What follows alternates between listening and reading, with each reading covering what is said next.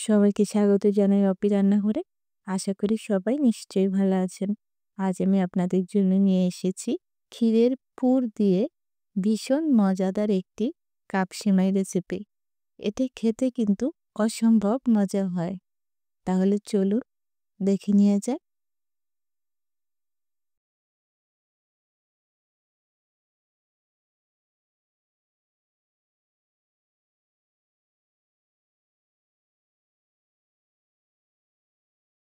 Cup সেমাই তৈরি করার জন্য প্রথমেই আমরা সিমের কাপটা তৈরি করে নিব।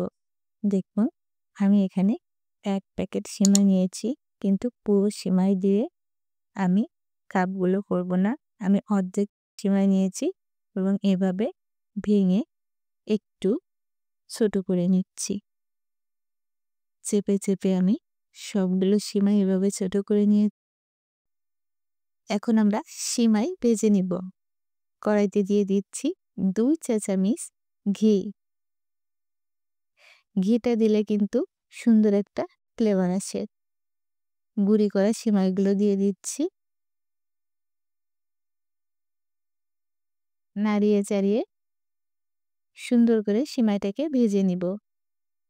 হালকা আঁচে সিমাই ভাজি করতে হবে, না হলে কিন্তু কালারটা সুন্দর আসবে না।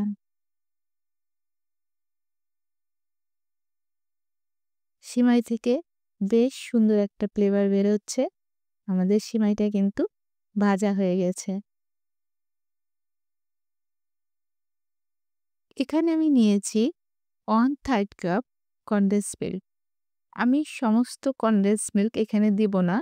আমি প্রথম পর্যায়ে ২ টেবিল চামচের মতো কনডেন্স মিল্ক দিব এবং নাড়িয়ে চাড়িয়ে মিশিয়ে নিব।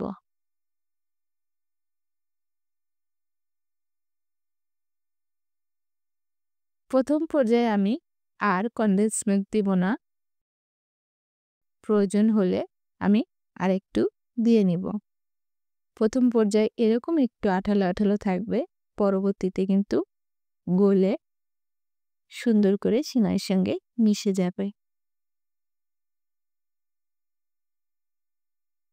আমার মনে হচ্ছে এখানে আরেকটু কনডেন্স মিল্ক লাগবে। তাই আমি এখানে আরেক টেবিল চামচ কনডেন্স মিল্ক অ্যাড করেছি। দেখুন সিমাইটা কিন্তু এই পর্যায়ে বেশ আঠালো হয়ে গেছে। এখন আমি নামিয়ে নিব। আমি এখানে একটা মেজারমেন্ট কাপের কাপ নিয়েছি। আপনারা চাইলে যে কোনো কাপে সিমাইটা সেট করতে পারবেন। গরম থাকা অবস্থায় একটি চামচ দিয়ে চেপে, চেপে আমি একটি কাপের শেপ করে নিব। সিমাই গরম থাকা অবস্থায় কিন্তু কাজটা করতে হবে, না হলে কিন্তু ঝরঝরা হয়ে যাবে, সুন্দর কাপের শেপ আসবে না। এই পর্যায়ে সিমাইটা একটু ঠান্ডা হয়ে গেছে। আমি এখন হাত দিয়ে সুন্দর করে চেপে, চেপে একটি কাপের শেপ করে নিব।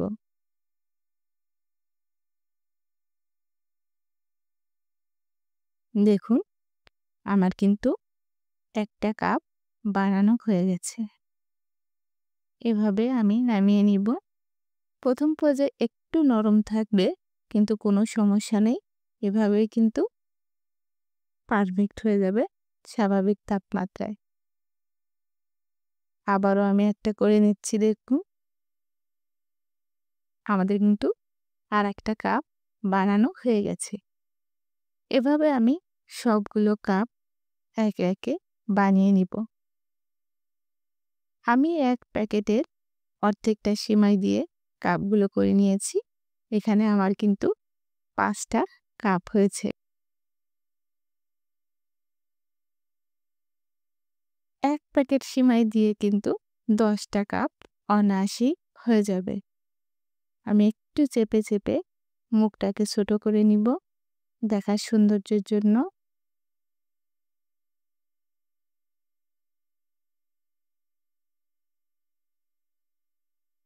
সবগুলো কাপ কিন্তু আমার বানানো হয়ে গেছে। দেখুন আমি দেখিয়ে দিচ্ছি। এখন আমরা ভিতরের পুর তৈরি করে নিব। এর জন্য আমি এখানে নিয়ে নিচ্ছি ১ কাপ তরল দুধ। দুধটা কিন্তু আমি আগে থেকেই জাল করে রেখেছিলাম। এখানে দিয়ে দিচ্ছি হাফ কাপ কোরানো নারকেল, দিয়ে দিচ্ছি 4 চা চামচ চিনি। আমাদের কাপ সেমাইয়ের কাপটা কিন্তু যথেষ্ট মিষ্টি আছে, কারণ ওটা কনডেন্স মিল্ক দিয়ে করা হয়েছে আর ভিতরের পুরটাও কিন্তু ক্ষীর দিয়ে করা হচ্ছে। 2 টেবিল চামচ গুঁড়ো দুধ দিয়ে সুন্দর করে মিশিয়ে নিব। দেখুন দুধে বলক চলে আসছে। নাড়িয়ে চাড়িয়ে একটু ঘন করে নিব।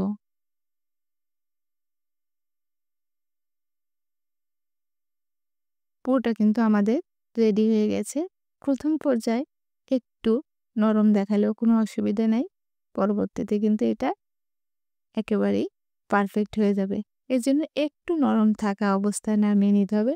খুব বেশি শক্ত হয়ে গেলে কিন্তু ভালো লাগে না। আমি সিমাইয়ের কাপগুলো দেখিয়ে দিচ্ছি, দেখুন কাপগুলো কিন্তু একেবারেই সেট হয়ে গেছে। এখন একে একে আমি কাপের উপর পুর দিয়ে দিব। ক্ষীরের পুর আর কনডেন্স মিল্ক দিয়ে তৈরি এই কাপ, এটা কিন্তু অসাধারণ হয়। আপনারা এভাবে বাসায় একবার বানিয়ে দেখবেন আর মেহমানদের সামনে দিবেন, তারা কিন্তু খুবই পছন্দ করবে। সিমাই কিন্তু আমরা বাসায় কম বেশি সবাই বানিয়ে থাকি। কাপ সিমাই কিন্তু সব সময় বানানো হয় না। ঈদের সময় সাধারণত সবার ঘরেই কিন্তু সিমাই থাকে। এভাবে আপনারা একবার চেষ্টা করে দেখুন, বাসার সবাই কিন্তু খুব পছন্দ করবে। বিশেষ করে ছোট বাবুরা, তারা কিন্তু খুবই পছন্দ করে খেয়ে নেবে। দেখুন আমার সবগুলো কাপে কিন্তু পুর দেওয়া হয়েছে। এখানে আমি গুঁড়ো দুধ আর কনডেন্স মিল্ক দিয়ে একটু রেড ফুড কালার দিয়ে কিছু বল করে নিয়েছি। বলটা আমি দিয়ে দিচ্ছি সৌন্দর্যের জন্য। যে কোনো মিষ্টি আইটেম করলে কিন্তু আমি এই বলগুলো করে থাকি ডেকোরেশনের জন্য। আপনারা চাইলে কিন্তু চেরি ফল দিয়ে দিতে পারেন। দিয়ে দিচ্ছি আঙ্গুর, এটা অপশনাল, সৌন্দর্যের জন্য আমি দিচ্ছি। খাবার যদি দেখতে সুন্দর লাগে, খেতেও মজা হয়। রেডি হয়ে গেছে আমাদের কাপ সিমাই।